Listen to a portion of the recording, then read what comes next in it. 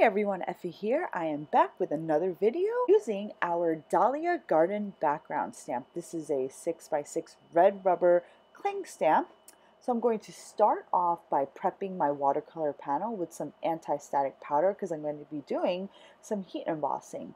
But before I actually go on to that step, I'm going to stamp my watercolor panel with some Versamark ink, which is a sticky embossing ink. And then I'm just going to pour on some white embossing powder and melt all that powder with my heat tool. Then I'm going to start watercoloring. I want to create a border-like effect using this background image. To begin, I'm just going to start adding in a little bit of red watercolor to all four edges of my panel.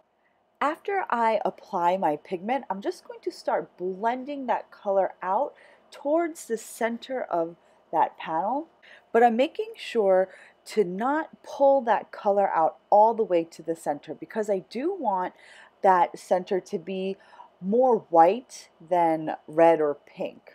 As I apply my watercolor, I'm just going to start dropping in little bits of purple watercolor. I want the red to be a little bit more dominant in this panel, so I only add a few touches of the purple. But as I apply my purple watercolor, I'm going to apply the same technique as I did for the red. So after I drop in a little bit of the purple watercolor, I'm just going to blend that color out so that it blends into the red. For my painting, I'm using Canson XL 140-pound watercolor paper. For my water brushes, I'm using Pentel Aqua brushes, and I use 3 separate brushes. I use one for my red watercolor, a separate one for my purple watercolor, and then I use an additional separate Pentel Aqua brush that I keep clean, and this is the brush that I use to blend my color out. To ensure that I get a really nice blend of my colors and to make sure I can pull the color out and make sure that it's not too vibrant as we get closer to the center of the panel, I have a paper towel next to my workstation, and I use this paper towel to control the amount of moisture and pigment on my water brushes. So as I paint, I do want the outer edges to be a bit more vibrant than the center of the panel. So I did add a little bit more paint as we got closer to the edges of the watercolor panel.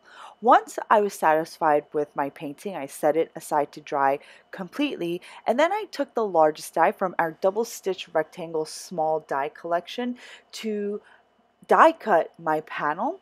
This die is going to cut my panel into a size that is slightly smaller than A2, which is 4 1/4 by 5 1/2. Then I'm going to take the Happy from our Bold General Greetings word plate die collection and the birthdays from our Scripty birthday word dies. The Happy die will be cut right from that watercolor panel. The birthday die will be cut from black cardstock.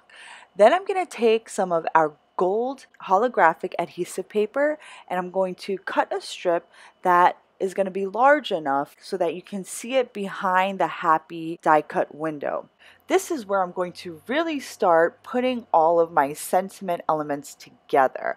I adhered that gold holographic paper right onto my top folding A2 card base, and then I adhered my watercolored panel right onto the base with liquid adhesive. Then I'm going to temporarily pop the A and the P's back into the appropriate windows, and I'm just doing this so that I can pop all these extra pieces back in.